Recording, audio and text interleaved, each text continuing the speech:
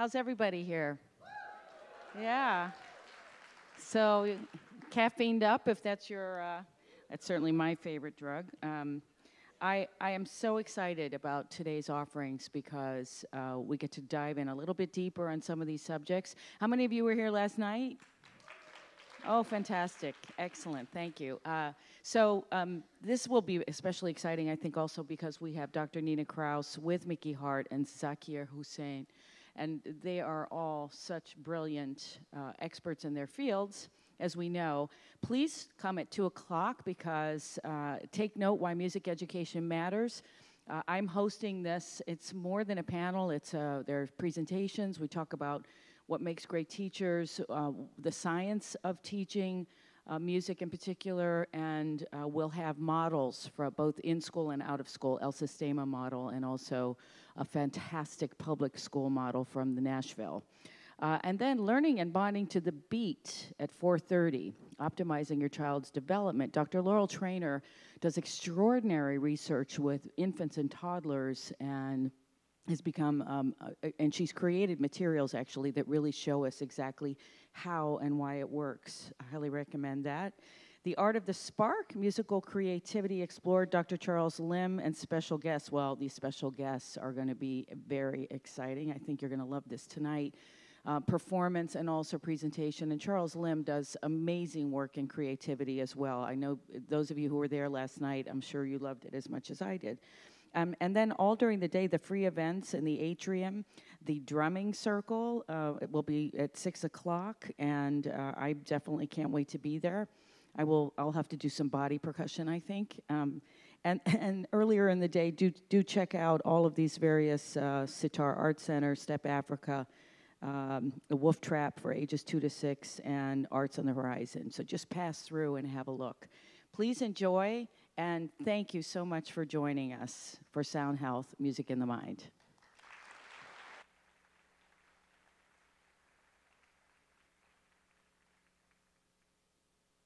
Good morning.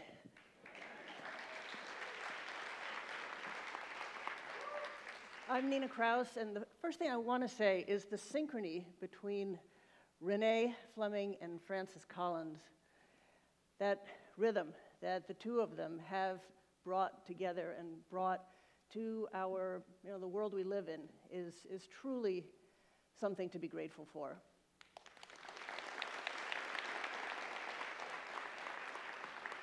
And there's so many thanks all around, and I'm constantly thankful for the scientists in my life who help me think, and all of you.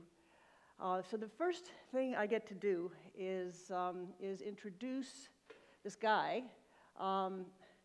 His name's Mickey Hart. Oh, you've heard of him?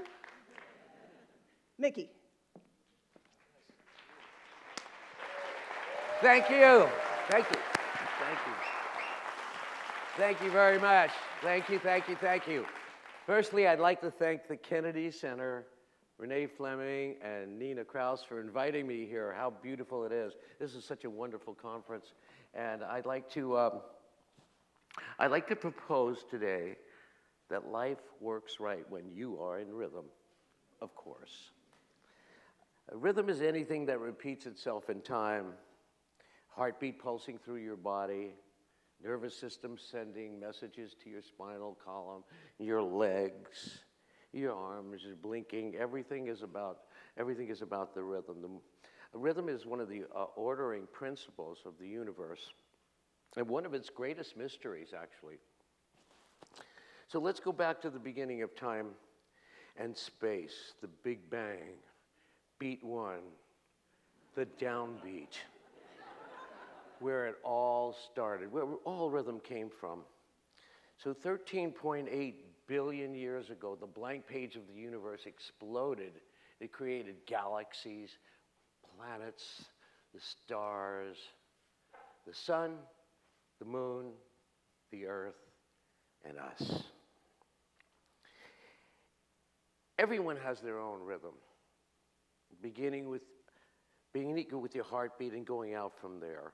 My personal rhythm was a combination of nature and nurture. Both of my parents were rudimental drummers, so of course it was part of my DNA. And as a kid, my grandparents in Brooklyn, I lived in Brooklyn with my grandparents on Nostrand Avenue.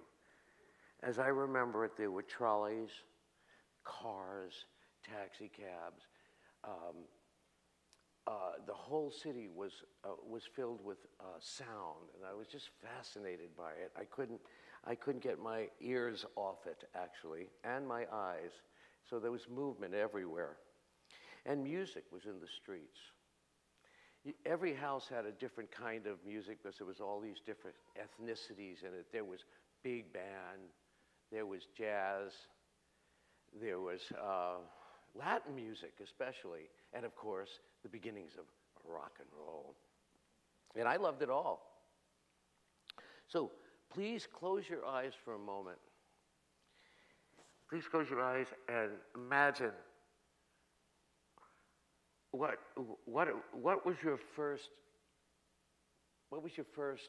encounter with sound when you were young?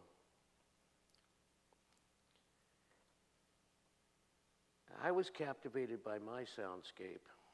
All that noise, the movement, it came together in an incredible symphony. To me, as a young boy, that was Mozart. And I love the rhythm of it all then, and I love it now. But another big part of my world, as a kid in Brooklyn, was the weather. It rained a lot. Big, warm drops of water on me, and I would stand out in the rain. It became, I just loved this feeling of the rain on me, and to me, it was the rhythm of nature. But I was very young, but I didn't know what was really happening to me. But I felt these hidden rhythms defied description. It soothed me. To stand in the rain, listening, feeling the thunderstorms, rattling my teeth, rattling my bones. I became one of many kids playing on rocks, taking my sticks across fences and so forth, or beating my own rhythm, playing with the rain. Now, my mother inherited a Count Basie and Duke Ellington collection. In the middle of that collection was a recording of the Forest People. Actually, it was the Auditory rainforest people. And I became one with them, journeying with them, singing their songs, foraging for food. The walls of my small little brick house just disappeared as I went to another dimension. My parents had divorced and I was young. My father, he was a drummer. He left behind a practice pad. That became my object of desire. I loved it, loved the sound of it, wanted to strike it again, again, and again, and again. Drumming made me feel good. It was freedom. It kept me sane during those turbulent times. Making rhythm helped me find my own rhythm. It made me whole. So when you really feel fluid in time, when it all just clicks, that's the flow state. Now I recognize that when I was playing outside or tapping my drum pad, it was the flow state. What we know now as rhythmic entrainment, being in the moment, being in the now. Being in the now is when the will is the most powerful.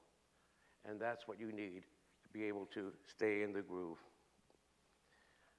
Whether it's the performance of the Warriors in the playoff finals, or in Ace Fleming's amazing performance of Danny Boy at John McCain's funeral, or my driver, Phil, taking the back roads in the big bus, getting me to a show. Anyone who is in rhythm is in the flow state, which connects the mind and the body with the action. If they do it well, we can all see it and we can all feel it. Now, for all of you, you'll know when it happens because things become easy. You're not thinking, you're feeling. You've made the connection.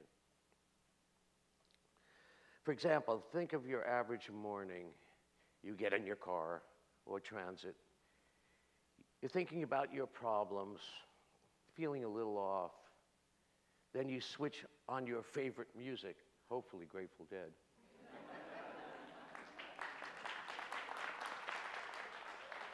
And in a moment, your cares just float away. It's just you and the sound. Your personal rhythm, connecting to the rhythms you hear, feel, and love. This experience makes you feel great, and it gets you back in the groove. It's like a body in good health, in perfect time, in sync with itself.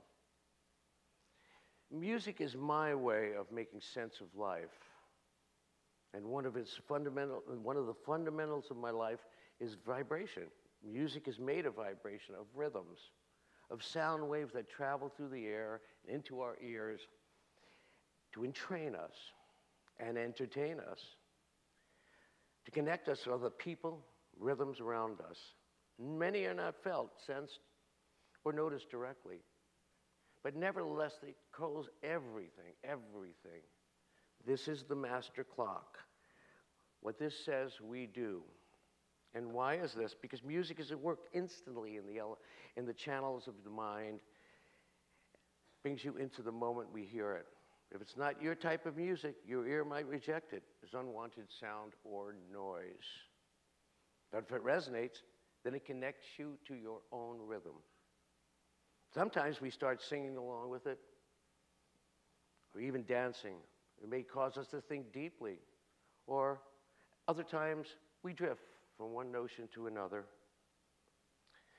A rhythm at work in this processing stage sets in motion other rhythmic connections until the music stops, or you fall out of entrainment due to distraction, boredom, fatigue, or whatever.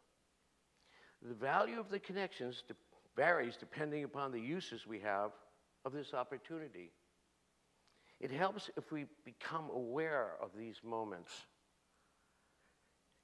They should be sought after, tended, nurtured, prolonged, and recognized for their healing potential. Then there is the amazing moment of truly being in rhythm with others.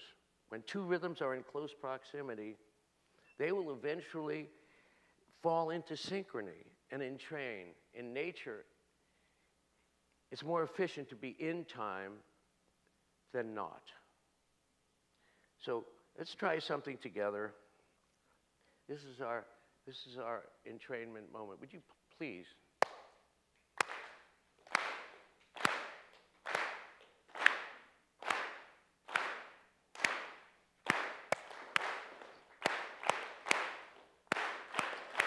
Yes, we are in rhythm together. Feels good, right? Okay, here we go. What happened? You fell out of the groove. Well, you were doing great, and then we lost that groove. That's because a groove is a rhythmic pattern that repeats itself in time. Anyone who's ever drummed in a group or just clapped like we just did knows immediately what a groove is. It's that rush of rhythm. Swift current you enter, and you ride like a surfer riding a wave. Finding a groove enhances your sense of personal power. You feel solid. You feel whole. Now, I hope this talk has energized and emboldened you to go out and find your own personal rhythm. In your interaction with friends and family, with nature and the world at large, finding one's rhythm is everything. Next time you feel really good, take notice. Recognize what's happening and become conscious of it. Think how you can stay there and how you can return. Hold it, nurture it. I'd like to thank you very much. Take this feeling home, please. and do some good with it. Thank you very much.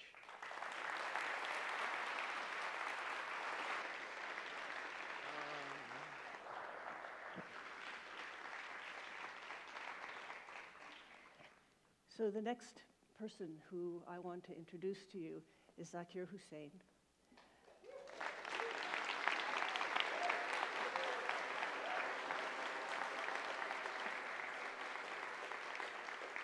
Truly, truly an inspiration, and he will help us feel all of the rhythms that we need to feel as we say it with rhythm. So rhythm is everywhere. There are rhythms outside the head, rhythms in the form of sound waves, and our movements. These are all rhythms. And our brain needs to make sense of these rhythms, but not only does it need to make sense of these rhythms, it makes sense of the rhythms with rhythm. So there are rhythms that code how sounds make sense to us and our movements.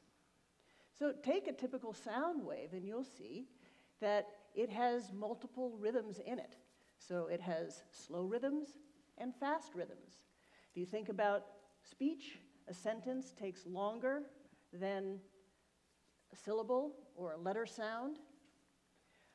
In music, you've got the pulse, you've got the notes, and things that happen very fast, the crash of a drum or pluck of a string. I'm walking in the woods. My footsteps take some time. The crunch of leaves, that sound happens a little faster. Then a twig snaps, faster still. Microseconds, microsecond timing in sound waves and in brain activity. So the brain also encodes these sounds with rhythms of electricity, electrical rhythms, which again, we can decompose into rhythms of various speeds. There's slow and fast rhythms. As a biologist, I ask, what is going on in the brain?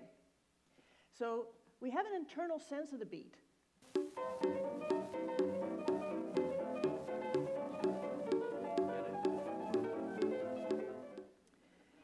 And then it can be unrelated to the beat.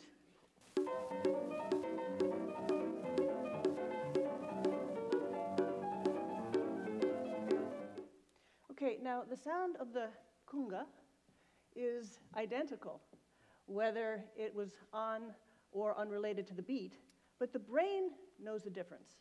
So the brain responded to that same kunga sound differently when it was on the beat, and importantly, so every time the kunga hit, you see that this thing here, this big pulse here, that's one of the rhythms that the brain produces in response to the sound at that rhythm.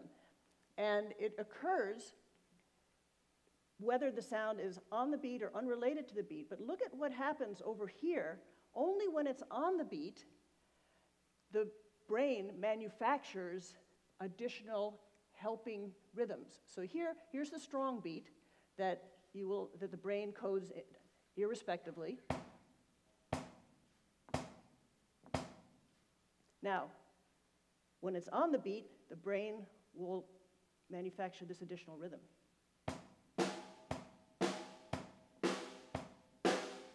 So that snare, that's not part of what the brain is hearing out in the world. It's not part of the sound stimulus, but the brain is manufacturing that because it works on rhythms. So the auditory system, when we entrain to sounds, we are really, really good at doing that when we have to entrain to an auditory stimulus. If it's a visual stimulus, it's not as accurate. So I really need you to know that the auditory system is the temporal expert of the brain. Rhythm involves not just sound, but movement, auditory motor integration. Now I want you to, there's motion capture on the end of this violin bow that can show you how the movement has to happen in a string player. And Clearly, this requires auditory motor integration.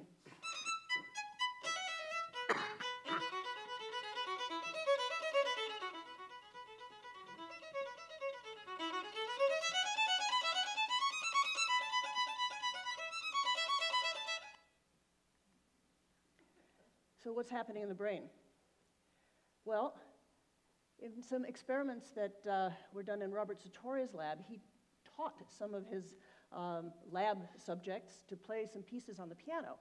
And after he had taught them how to play the piece, he had them listen to just the pieces. And what he found is that the areas of the motor cortex were active. So he's just listening. The people are just listening. They are not playing, but their brain, we learn, and the motor cortex is engaged as if they were playing. This even happened when they imagined playing the piece. So now they weren't even listening to the sound. They were just imagining the sound, and the motor area was active. There is a tremendously tight connection between our auditory system and how we move in the world. And importantly, the people who were not trained to do these, to play the pieces, there was no motor system engagement. So language and rhythm coincide. And when I'm talking about language, I'm talking about speaking and language development. And we have learned over the years, there's converging evidence from many scientific camps, that the ability to perform rhythmic tasks, and especially to be entrained to a beat, tracks with language skills, and especially reading. What is going on in the brain? Well, we can measure the brain's response to sound. So each one of those waves is the brain's response to a sound, and this is a sound response that shows tremendous stability in the neural response to sound. So the sound happens, the brain responds. If there's very little jitter, and it turns out that people who are good at rhythmic tasks, when you measure their brain's response to sound, there's very little jitter in that activity. Moreover, that jitter in brain activity is present and underlies language ability. And we know that kids who have unstable responses to sound, so play a sound and the brain responds, play a sound, the brain responds, but there's a jitter in that response. If the brain is hearing the same sound differently each time, it is difficult for a child to make sound-to-meaning connections and learn language. So it is obvious that there is rhythm in music, in every kind of music, but there is also rhythm in speech. You're a cheat and a swindler. That's what you are. How can you do a thing like this? Build up a little boy's hopes and then smash all his dreams to pieces. You're an inhuman monster. I said good day.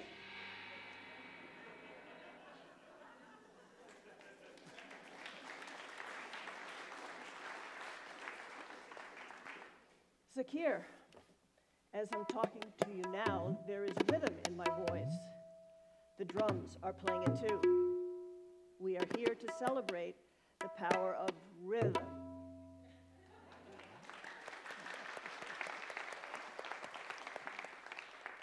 So now the master will tell us about rhythm and language, rhythm as a language, Zakir Hussain.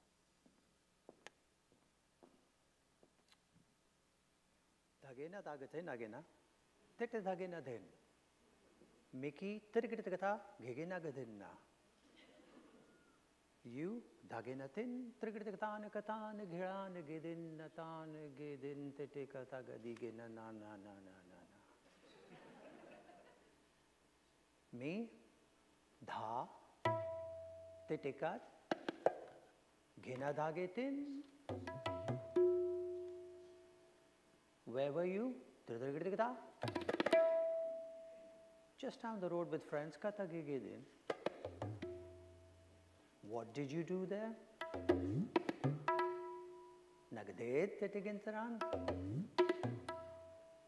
Not much.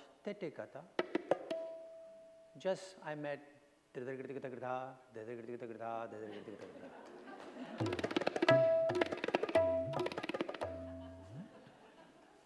So dhagena dhagate nagena tete dhagena te nagena dhati dhagate nagena dhatete dhatete dhagate nagena tete tete dhagena te nagena tete tete dhagena dhagate nagena gena tin dhagena tete tete dhagena dhagate nagena tete kat dhagena tin nagena tete kat. Sounds which for normal ears are just these rhythmic patterns, but when those sounds are being piped into your ears since you're 2 days old, they become expressive elements with grammar, with refined sentences, paragraphs, and they become a language. And what it does to us is it allows us to be able to utilize the information that's arriving into our brain in a way where it arranges the rhythm of the speech in a very clear and pristine manner, and therefore gives us the ability to be able to converse in different languages, because every language has rhythm. Every language has an improvisational ability. When I'm speaking with you, I'm not looking at any paper or a teleprompter or anything. I'm just speaking straight from the heart, what's coming into my mind, organizing it in a way that makes sense to me and hopefully is clear to you what the purpose of my delivering of these words are to you. So I'm improvising in English at this point. I grew up learning Hindi, Urdu, Punjabi, Gujarati, those languages in India, and a language called tabla, the instrument. And that's what music is all about. The music allows you to be able to express yourself in a way where it universalizes your thought processes and makes sense to people sitting in a concert hall of different ways of life, different languages they speak, different books they read, different kind of traditions they come from, but yet they all groove at the same time to a tempo. They all understand a beautiful melodic line played either on a violin or a voice, and they all ooh and ah at the same time. So the music has that ability. When I was 2 days old, brought home, and my mother handed me to my father, the tradition was that the father would take the baby in the arm and recite a prayer in the baby's ear. My father took me in his arm and recited rhythms. My mother was very upset, saying, "What are you doing? You're supposed to say prayers." I mean, the boy's got to be started right in his life. He's got to take the right steps, and so, pointed in the right direction. And he said, "This is my prayer.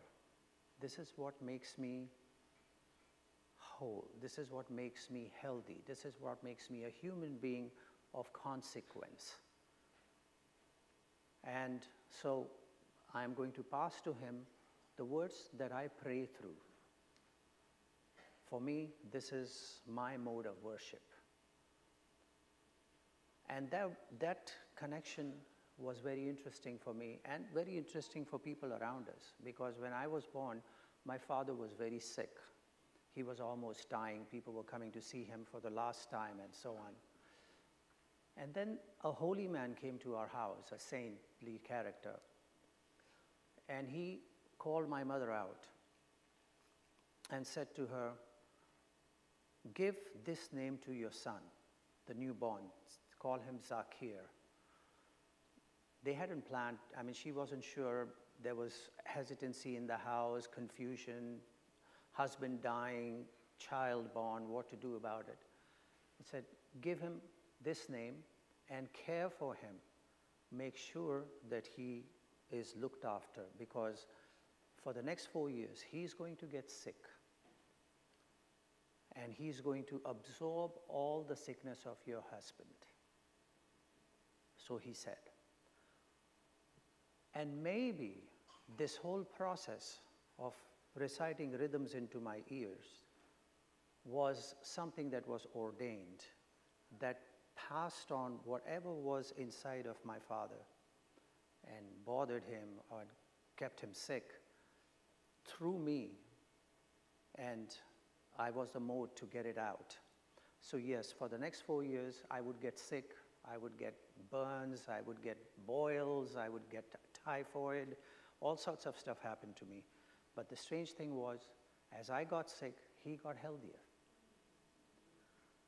And the language of rhythm that stayed within us somehow helped him to recuperate, and through me, it channeled out and threw all the negative elements out of him. So rhythm has that power. Music has that power. When you chant in a rhythmic way, you're speaking to God. There's a certain rhythm to it. When we are in India, there are Bhagavad Gita's, Ramayana, Mahabharata, great historic accounts written. They are all couplets. And those couplets are in different meters. There's thousands of them. And those couplets are the one that in the temples designed for us what our rhythm cycles would be like. So when there is a prayer in the temple and you recite these chants, there's a certain energy that comes into play. And similarly, when you come to the concert, you listen to music, the cares fall off.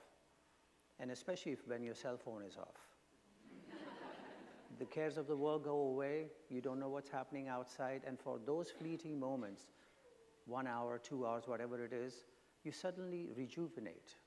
You become healthy, there's freshness inside of you, and you go out to face the world all recouped and ready to handle all those little problems that you left behind for those moments. Music has that ability, music has that energy, music has that power, music has that blessing. And we were born with it, we lived in it. It's interesting that when a child is put to bed, a white noise tape is played. And somehow the child gets caught up in this white noise with nothing there to be able to dissect, analyze, absorb.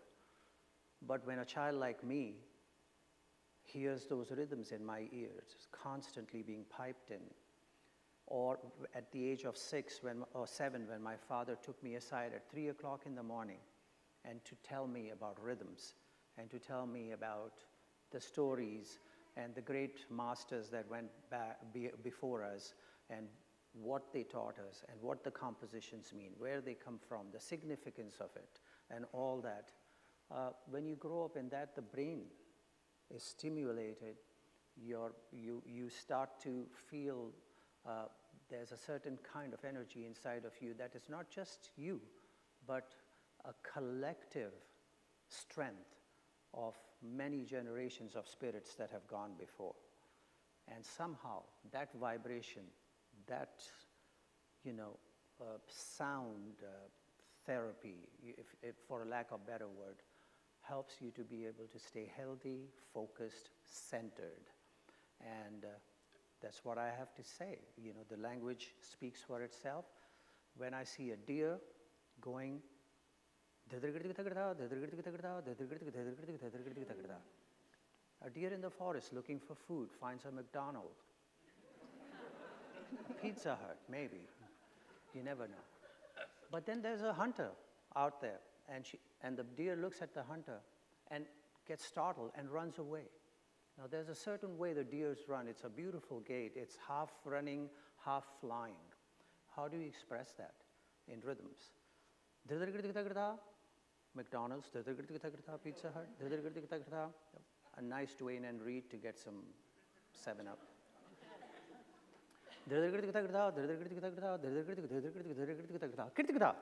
Hunter. Startled, runs away. And you can play that. You can express it as a story.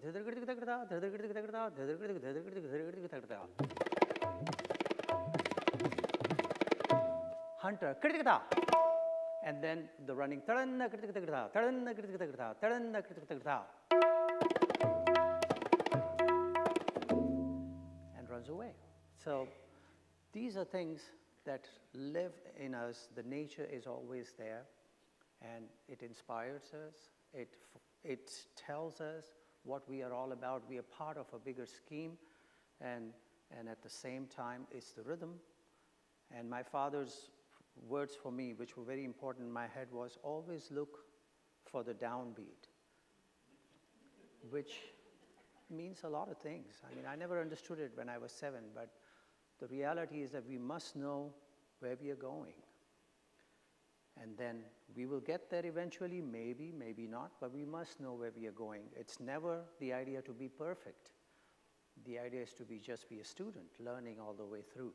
And in that process, you just make yourself unique, and you make yourself very clean, healthy, and part of something that is so special. The only positive energy that lives on this planet is art, creativity. And just being a part of it is something that makes us a unique species on this planet. Thank you.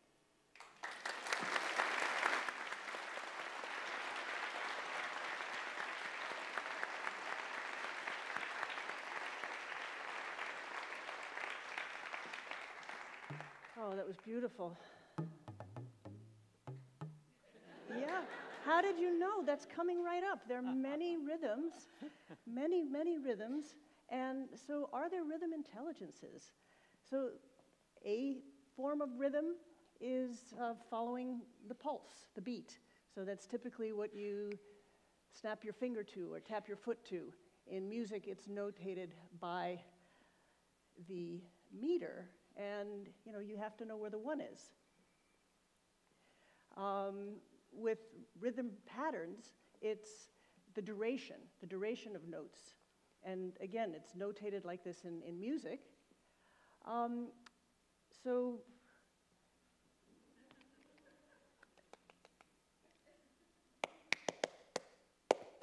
I have shave and a haircut, 2 bits, and that was the rhythm pattern. And the rhythm pulse, shave, and a haircut, 2 bits, right? Okay. So what is interesting about this is that in the lab, we give people all kinds of rhythmic tests, and there are various ones that are pulse-based and other ones that are pattern-based. And it turns out that you cannot predict how well a person's going to do on the pattern tests based on how they do on the pulse test. And this very much surprised me, one of the many, many times I've been wrong as a scientist, to learn that these are dissociable skills. You can't predict pulse and pattern processing. So I would like Mickey and Zakir to illustrate some pulse and pattern for you and get you involved.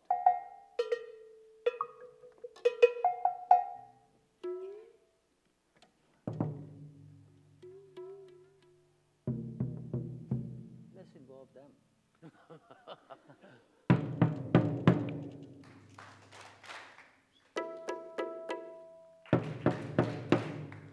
Okay, let's divide you up. You're too many of you, so you take that side.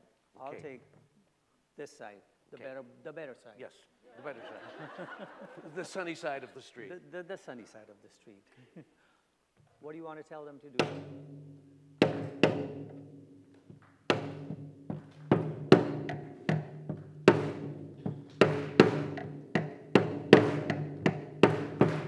Keep it soft. I want you to feel the downbeat. Don't clap. Let them do that. Hard work. And on the downbeat, I just want you to go, hmm. Hmm.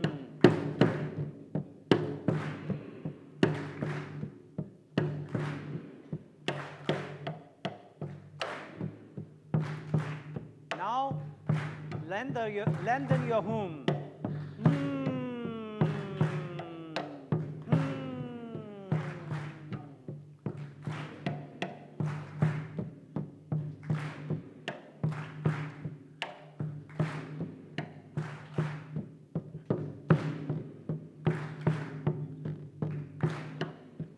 And you guys in the middle, got to do something. What's that? What's that? What's that? What's that? There you go. You got it.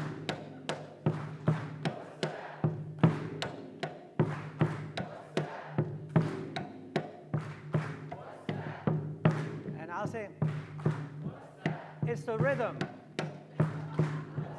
It's the rhythm. It's the rhythm. What's that?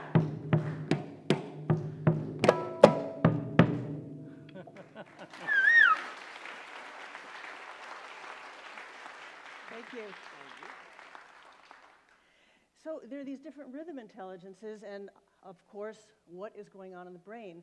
It turns out this is a very interesting story for a biologist, because remember at the beginning I said that there were fast responses to sound and very slow responses to sound, and it turns out that the pulse-based tasks really align themselves with the fast neurosynchrony that is important in processing sound waves, and the rhythm pattern engages some of the slower brain waves, which makes a lot of sense because you can think, it takes longer for a pattern to evolve.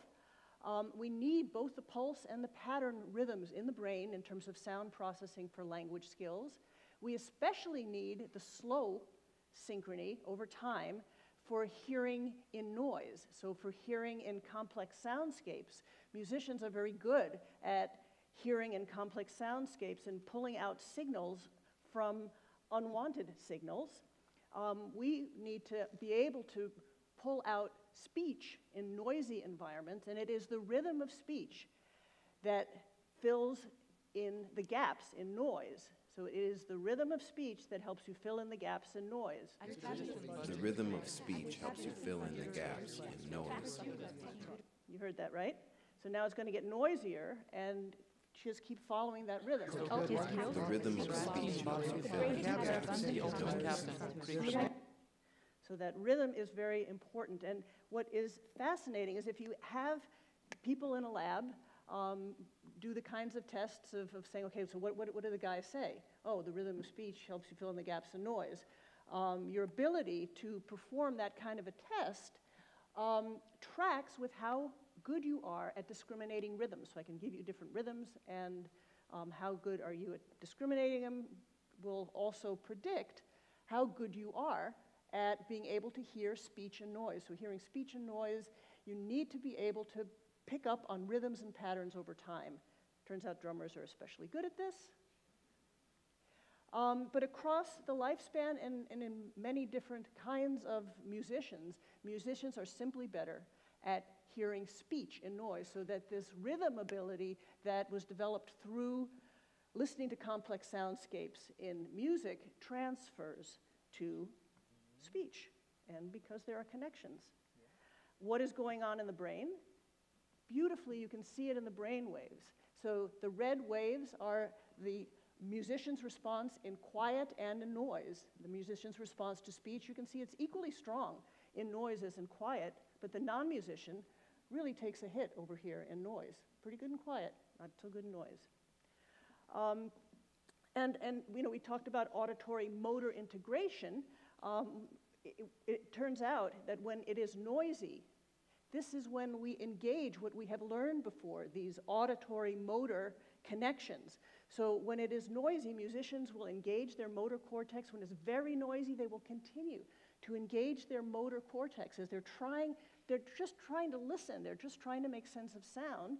And again, the non-musicians are doing okay when it's just sort of noisy, but this motor connection fades out when the listening gets tough in the non-musicians. So how can we improve our rhythm? We can improve our rhythm in a number of ways. One, really the best way, is to make music. And the other is to play rhythm games. So we know that making music will enhance language skills. So much converging evidence saying this now. And now, why is this? It's because rhythm occurs in music, no matter how simple or how complicated the music is, rhythm is there. And music, of course, has all of these rhythmic dimensions, the pulse and the pattern. We wanted to make sure that the kids who got music education actually got better at rhythm, so we matched groups based on age and sex and various other abilities. One group got a form of enrichment, another group got music, and you can see that it's really just the kids who made music over the course of the year whose rhythm skills, then when they were measured in a lab, really music, not so surprisingly, improves your rhythm skills. And this work is supported by John Everson's study, where you can see rhythm skills get better as you get older. There's a lot of variability. The kids who play music are the best at rhythm, and there's the least variability in their data. So making music strengthens language, and I want to point out the fact that especially in low-income areas, there is an achievement gap in language and reading skills. And so typically what happens in these areas is that the kids might start out maybe in first grade at age norm levels, but then as the years go on, this gap widens. And what we found in these groups, in these low-income areas, we found that the kids who were engaged in steady, continuous music making, these are the kids who maintained their age-normed reading scores. So there's an important connection here. Music therapy is another way of supporting language development, and music therapists all over the world know this. And why is it? It is because it is important to be using rhythm skills to anticipate where meaning, the important signals happen. Watch this. I see a dog. I see a dog. Nice job. I see a dog. So you can see how this directed work can help improve rhythm skills. So music through rhythm stimulates brain networks for language.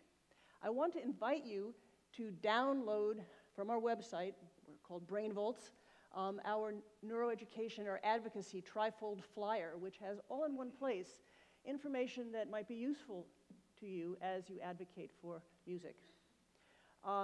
Let's move on to digital music medicine. So there are a number of computer games that can be used to strengthen music skills. Not many of them are especially precise or researched, but we are making progress. So what I get to do next is to introduce to you really the world's expert on computer games for health, Adam Gazzaley. Thank you. Thanks, Nina. Hello, everyone. Thank you. I'd like to thank Renee for the warm invitation to be here as part of this event. It's really exciting couple days, and I want to take this opportunity to broaden the conversation just a little bit with you. I would propose that one of the main challenges our species faces is to enhance our cognition. And I put this right up there with other pressing global priorities. If we humans can't manage to focus our attention in a sustained way and make decisions that are creative, wiser, more future-oriented, that prioritize others rather than ourselves, we'll never deal with the other complex crises like those affecting our climate. And so I want to be clear that I am referring to cognition, the function of our mind and brain, in a very broad way here. Our attention, our memory, our perception, decision-making and reasoning, our imagination and creativity, our emotional regulation. And right up there, and the most important, is our empathy, our compassion, and our wisdom. And I'd say when it comes to assessing these, nurturing them, and developing them, we're really tragically lacking. We know that around the world, over 500 million people suffer debilitating effects of anxiety, depression, coupled with suicide, and deficits in attention and memory. Now, these problems really are not being addressed by our current medical system right now. And I'm just going to go through this very quickly to tell you some of the challenges we face. 5 challenges in our current system. First is that we don't have really fine assessments of cognition. When you show up at a doctor's office because you're depressed or you have anxiety or an attention problem, we don't really bring all the tools of cognitive neuroscience and functional brain imaging to bear. So we don't really know what's going on inside your brain when you're there seeking help. The other problem is that our treatments that we've relied on for 60 years are poorly targeted to the brain's neural networks. And therefore, we have to increase the doses of these pharmaceuticals, these molecules, to very high levels to get the effects we're looking for. And then we get pretty much just as many side effects as we do effects. The other problem is that it is a very non-personalized system. We make our decisions as physicians about the doses that you take and the paradigm that you work through on how you treat yourself based on large population studies that ignore all the individual differences of the brains in those studies. Some physicians still have this siloed unimodal view where they think of the pill as a holy grail, that it could correct all these complex challenges of the brain. And then one of the biggest problems is that it's an open loop system. That means that there's this very long, sloppy, non-quantitative cycle between how we treat someone and then how we update that treatment depending on how it works. And so we need a new approach. This is really just not good enough. These are fundamental hurdles in our entire global system that we use to support cognition when we have deficits. And so the approach we're looking for is something that's targeted, personalized, multimodal, and closed loop, correcting all of those deficits. And it raises the question, can we use technology, which has had such a big impression on the world and in our lives? Can we use it for impact to create these type of solutions, maybe not to replace the current medicines we have, but to support them in a way that makes up for all those deficits that we haven't been able to correct? And what a very exciting time in technology, right? We now have the consumerization of virtual reality, augmented reality, motion capture devices, wearable, smart physiological recordings, and then there's machine learning and other artificial intelligence algorithms. So how can we think about technology like these, as well as the ones you have in your pockets right now, as tools to help us enhance cognition? Well, on the surface, it's not really that complicated. It's because technologies can be used to create experiences. And experiences are the gateway to our brain's plasticity, that wondrously complex dance of change that occurs in all of your brains all the time. The brain modifies itself at every level, its structure, its chemistry, and its function, all in response to experiences. And we know how strong this relationship is, right? Someone can witness a single tragic event that dramatically and detrimentally affects the function of their brain for the rest of their life. We call that post-traumatic stress disorder.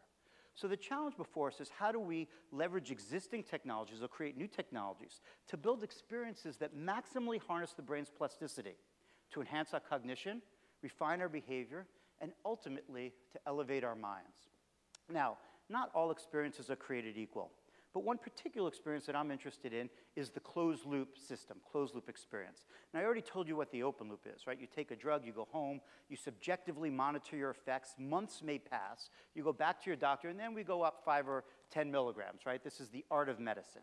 But it's an imprecise way. Every engineer knows that the closed loop is the most effective way to change anything. A closed loop is where you intervene in some way, you record the impact, ideally in real time, and then you use that data immediately to update your intervention. You record, you refine, you reapply over and over again, cycling through the closed loop. At each pass, you're becoming more personalized and more focused at yielding the outcome that you're looking for.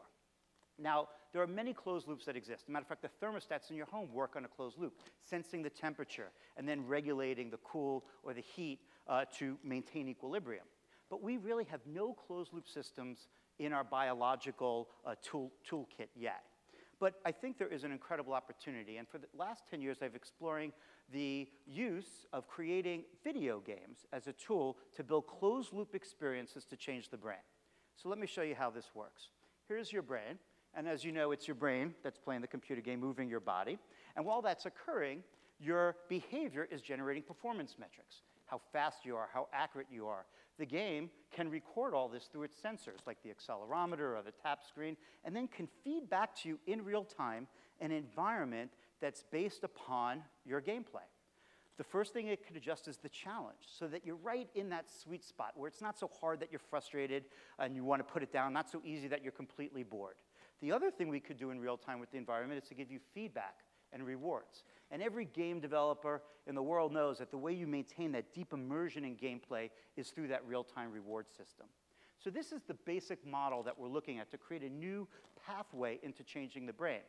The other thing we could do is use these new technologies like motion capture, physiological recordings. You could buy these both on Amazon right now. They're already in the consumer place to record more detailed information about how you are performing physiologically during gameplay in the moment.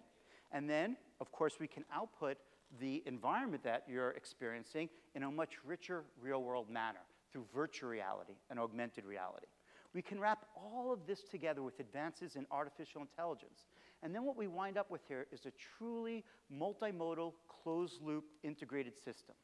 I would say that the future of AI is really to promote HI, human intelligence. Now, this doesn't exist right now, but this is what we're working to develop. And I just want to take a quick step back and tell you about my first foray into this.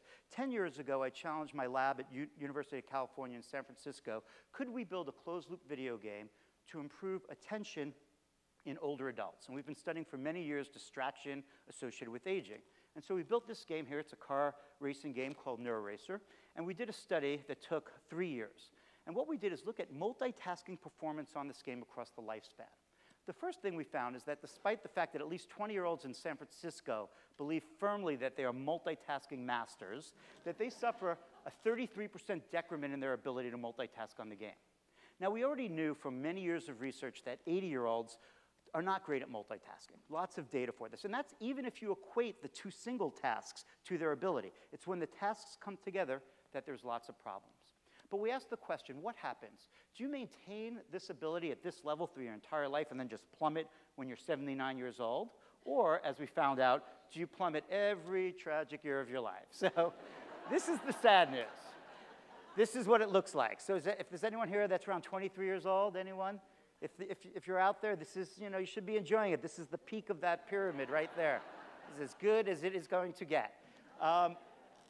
So what we wanted to do then is to use the game not just as a diagnostic, but as a therapeutic to see if we can improve this ability. And we found after 12 hours of gameplay over the course of a month, 1 hour a day, 3 days a week for 4 weeks, we were able to bring our older participants back and find that this occurred. We were able to improve their ability to multitask on the game dramatically, many even exceeding the level of 20-year-olds. But most importantly, and we published this in the end of 2013 in this journal, Nature, was that we were able to show that we also improved untrained abilities on the game, their sustained attention and their memory for faces. And that's what we're looking for, that transfer of benefit from the closed-loop environment of the game to other abilities. This led to us now trying to move the game out into the real world, which involved not just academics, but industry, and this fine, sort of delicate relationship between them. So I co-founded a company called Achille that is designing way better games on that same game engine. Now, what's interesting about Achille is that you can't buy these games right now. We've made a sort of unique decision to not just put it out in the consumer space, but to go through the careful, long research that we need to validate these as new diagnostic and therapeutic tools. And so if you take a look at all of these different populations, these studies are all being performed around the US right now to reach that highest level of approval of what we consider a digital medicine. So right now we have pharmaceutical medicines that deliver molecular treatments. We're talking about digital medicines that deliver experiential treatments. The video game is not really the treatment, it is our pill. It's how we deliver the experience to you in an engaging, enjoyable way. And so these trials are all going on, and the one that's most exciting that I want to tell you about is we completed what's known as a phase 3 FDA trial for ADHD. That trial was positive. We announced that at the end of 2017. And what we're looking at now is going through the FDA process to have this approved as the first ever FDA-cleared non-drug treatment for ADHD. Thank you. So hopefully in the near future, we'll be looking at the first ever FDA-approved video game and digital medicine. So where do we go from here? So my laboratory at UCSF was transformed by this study, and now we became a research center called Neuroscape, where we want to take these lessons that I shared with you about the closed-loop system to bridge technology and neuroscience. I don't have time to share with you today, but if you go to Neuroscape, our website, you'll see about all of the games and research that we're doing. We now have 6 other games that we've created to target different aspects of cognition using this closed-loop principles that I described. All of them bring on a higher level of art, music, story, and reward, all of which we think are critical ingredients in this new form of medicine. In the meanwhile, I guess several years ago, we decided to move outside of some of the classic approaches to cognitive improvement that we're looking, and to look at the benefits of rhythm. Now, you already heard a lot about rhythm and the brain, but one of the things that we're interested in is, can we take this closed-loop principle to the use of rhythm to improve performance? So with support from Mickey, and Carol Hart is here as well, we've been able to launch this rhythmicity program. The idea is because rhythm involves anticipation and timing, and all brain functions, attention and memory, all work on rhythmic abilities of the brain. So if we could have you synchronize, there you go, with different rhythms, and it starts easy. I can promise you it gets a lot harder. Here it goes.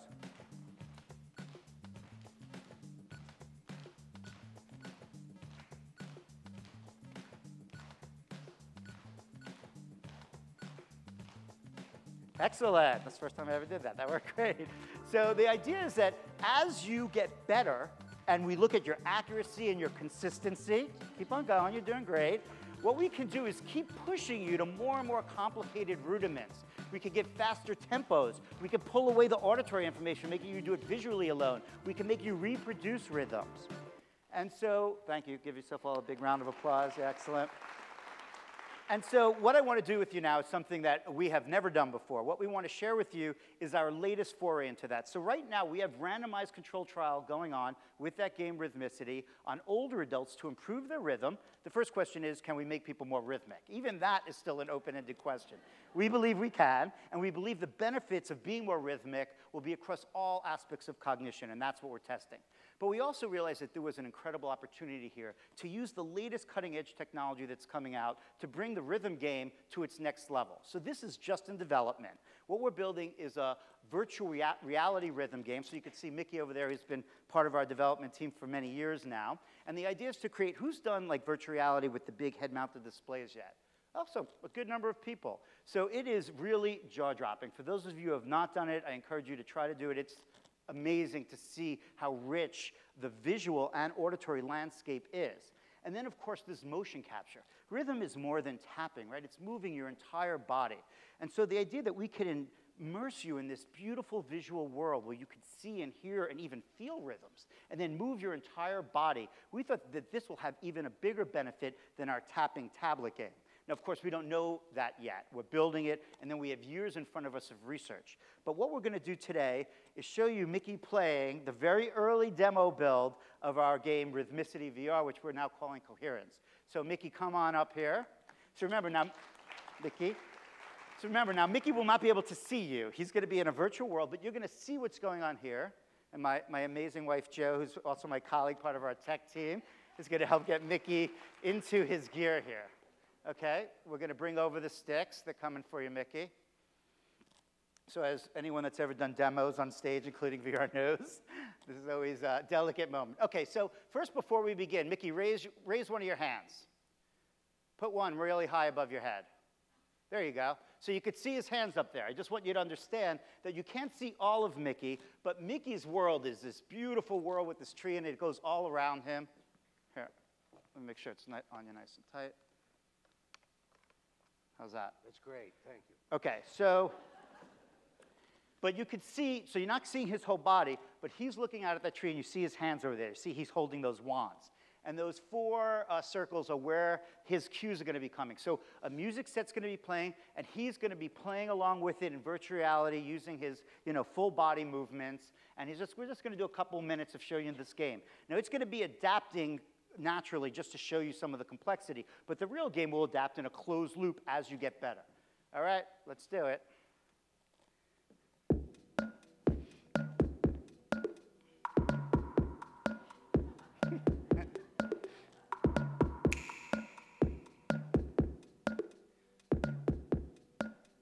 Maybe step forward, Mickey. There you go.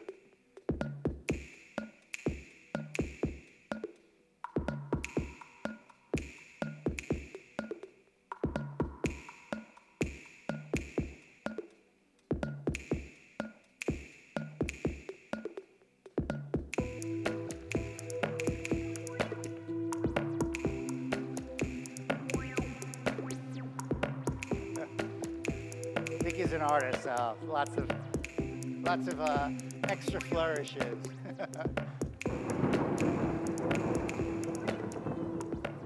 So each of those thunderclouds indicate a change of challenge, more rhythms. Now you can see right now it's coming left, right. It could come in every direction, left, left, the whole body. Even we're going to put foot movements into this as well.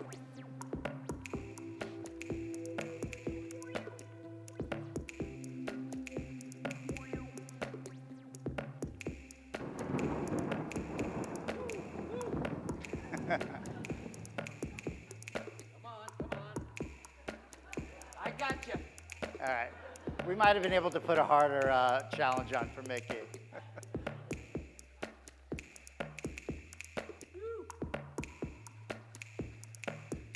So you can see up on the top, we have a score that accumulates. We have a way of giving rewards for consistency. So as you do better, not just accurate, but maintain that high level, you can get extra rewards that give you higher points.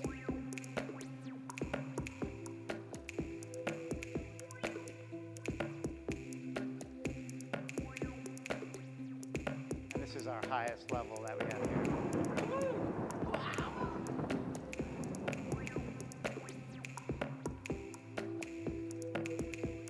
So as you can hear, the snapping is Mickey's responses.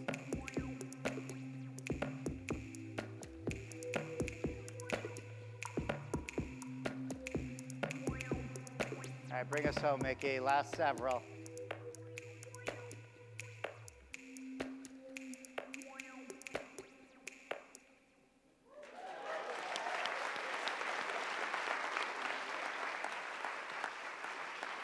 All right, we'll pull you out into the world so you can see all your fans, Mickey. Thank you. All right, thank you, everyone.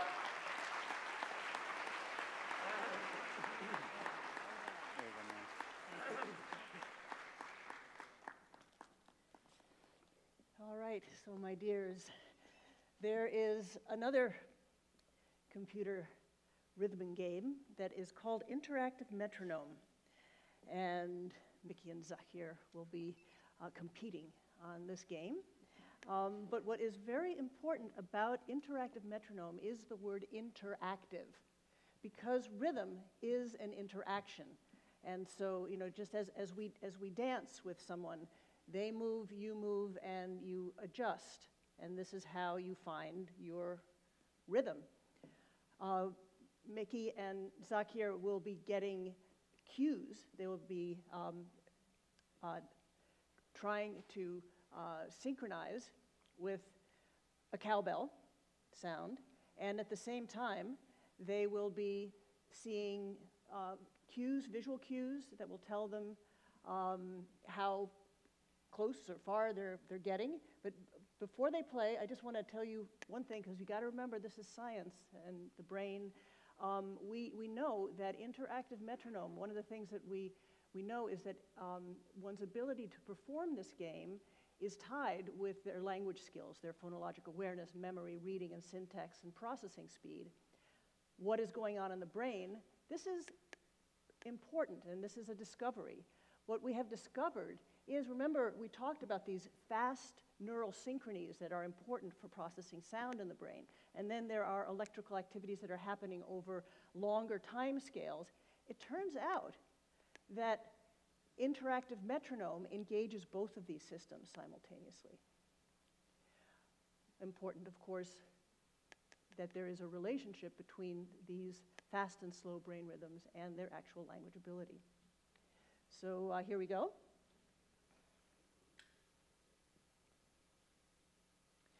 So Mickey has a hand trigger, and he's moving his whole body, not just that economy of motion that a drummer has. Yeah. And you can see how well he's doing. So, I mean, here's a professional drummer, and, I mean, you know, imagine, so if he was like getting 100%, it would be there on the green. So you have 15 milliseconds in that green space. So here he was 3 milliseconds off, and whoa. But imagine, you know, imagine a child with an attention deficit disorder or a language disorder, you know, trying to learn to play this game. This is very, very challenging. So now you're going to actually, you're playing for points. Okay, ready?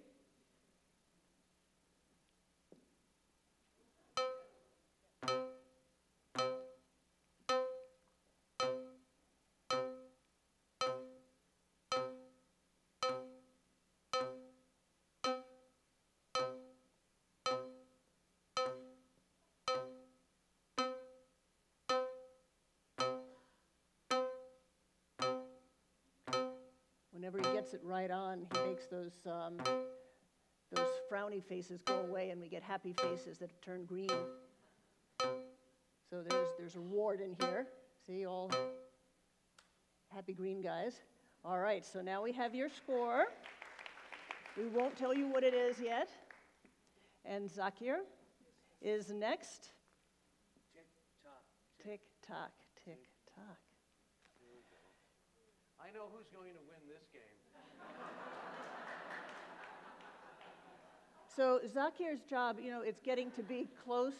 It's the end of the summer. He's going to bring summer back. He's going to be putting leaves back on the trees based on his performance. We're counting on you. 1, 2, 3, go.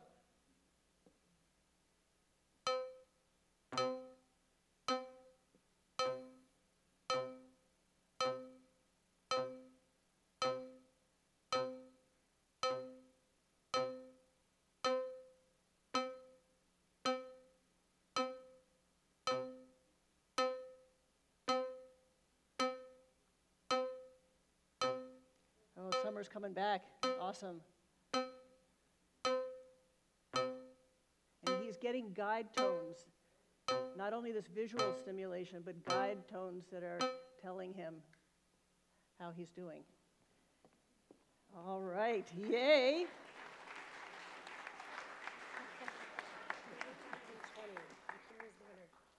Okay. So, runner-up with a score of 35 milliseconds is Mickey Hart. 35 milliseconds. I like that. And the winner is Zakir Hussain. Good job. Yay.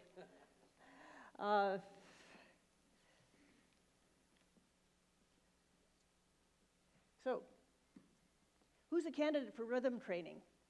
The brain can tell us. So, we are so interested in measuring how the brain processes sound. And by measuring the brain's response to sound, we can tell, we can do some fortune telling, looking at those rhythms, those synchronous rhythms, those fast rhythms, those slower rhythms. We can predict what child is going to have difficulty reading, what child is going to have difficulty developing language. And of course, these are the kids for whom we want to reinforce and have rhythm therapy of one kind or another. So we have been focusing on rhythm for language, speaking, reading, ADHD, autism. But I do want to bring out, you know, because the link between the auditory and the motor system is so powerful, I want to just pause for a minute and consider movement disorders and also concussion. This is an area that is very of great interest to our lab these days as we're looking at sound processing in athletes who have sustained concussions. But have a look at this gentleman who has Parkinson's disease. So he's having quite a difficult time getting across the threshold. His movements are very labored. Now he's listening to music, he's kind of getting into the groove.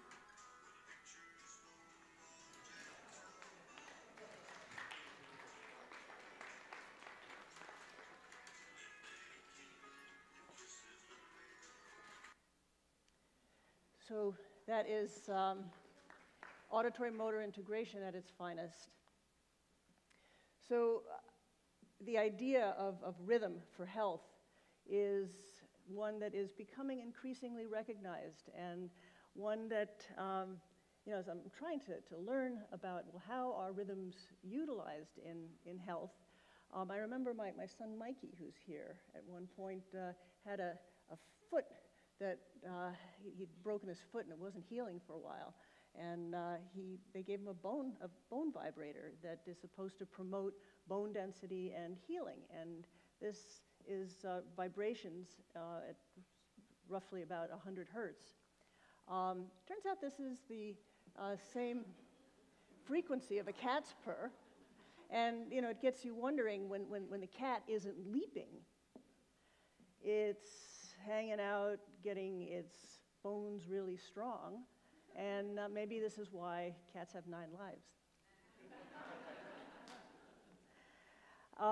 So a few summary points. Rhythms are everywhere. They're in sound, in beautiful, invisible, powerful sound, and in our brains, the rhythms of our brain, the rhythms of the electricity. Auditory motor integration, the way we as human beings intersect with the world and communicate with it in rhythm and in integration, it's rooted. Auditory motor integration, our movements in the world are rooted in rhythm. Auditory and motor synchrony are key for language. Deficits in rhythm and brain timing, these really underlie developmental language disorders.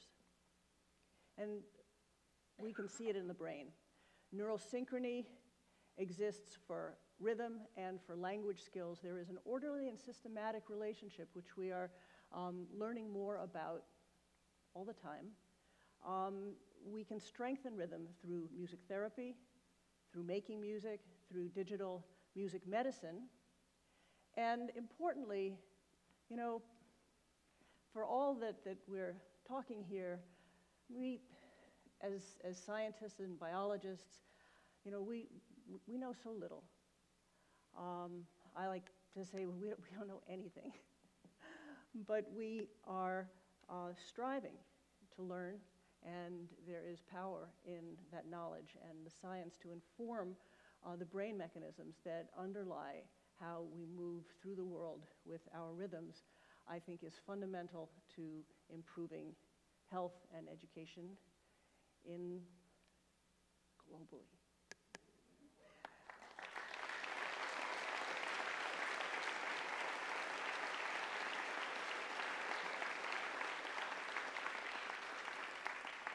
So I think if I can have, why don't you just stay where you are, because I want to make sure that we have plenty of time for your Rythm Finale. But I just want to hear a few words. So Zakir. Yes. What is in your rhythmic heart? What is in your rhythmic heart in terms of, if you had a magic wand and you had an answer scientifically that would inform what you do, what would you want to know?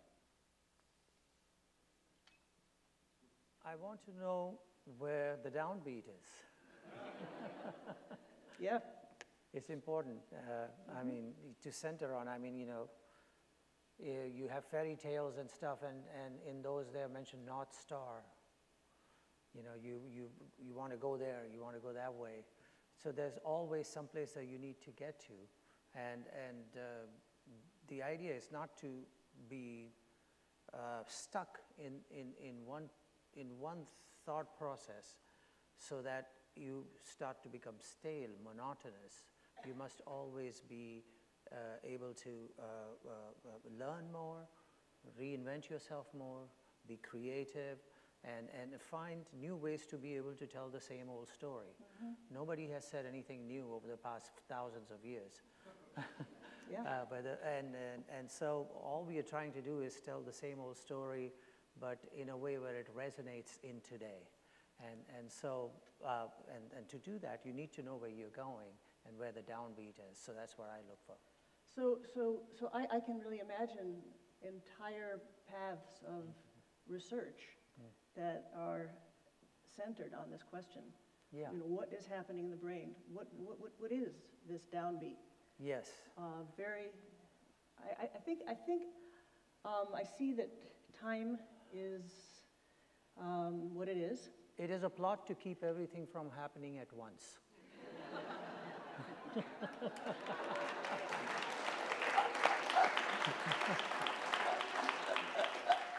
Beautiful. So I think what you all really want to hear, and what I would like to leave you with, is a rhythm finale that can only be performed by these two wonderful people.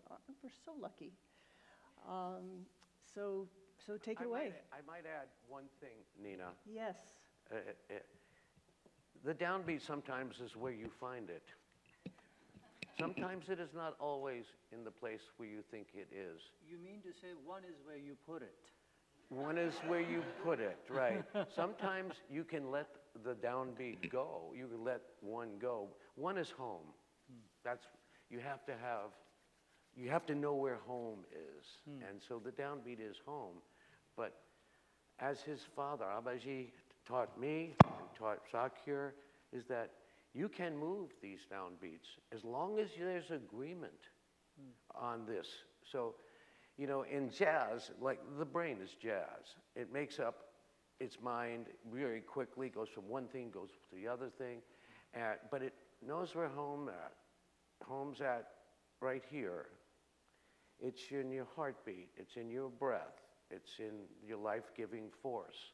And that's what rhythm really does. It kind of is a sound symbol of your own personal rhythm.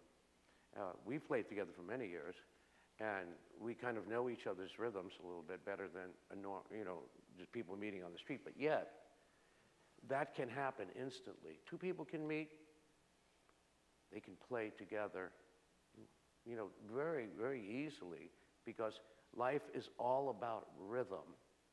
We're just makers of rhythm. Rhythm is all around us. And yes, there has to be a one. We have to know where it is. But you could float. You can go off the one, but you have to find the one again. Because if you don't find the one, you have chaos. Now, nothing wrong with chaos, I might add. Make us some rhythms. I get paid for chaos. Chaos.